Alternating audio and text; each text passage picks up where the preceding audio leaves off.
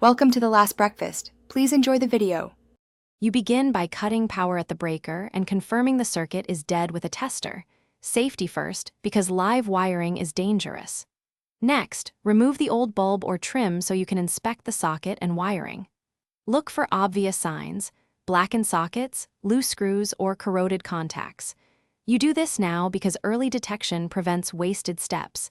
If the socket looks fine, you'll move on to testing the switch and continuity.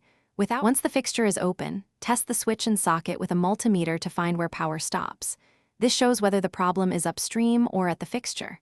If a switch fails continuity, swap it. It's quick and resolves most no-light issues. If connections are loose or wires frayed, cut back, restrip, and use proper connectors or a pigtail to restore reliable contact. Make sure replacements match voltage and wattage ratings so you don't create a new hazard. After repairing, reassemble the fixture, install the correct bulb, and turn the breaker back on while standing clear. You want to watch for immediate signs. Steady light means success. Flicker suggests poor contact or a bad bulb.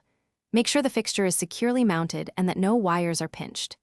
If the light still won't come on, recut power and recheck upstream connections and the breaker. If the issue persists, call an electrician. Don't risk hidden wiring faults. Thanks for watching. If this was helpful, leave a like and consider subscribing. See you next time.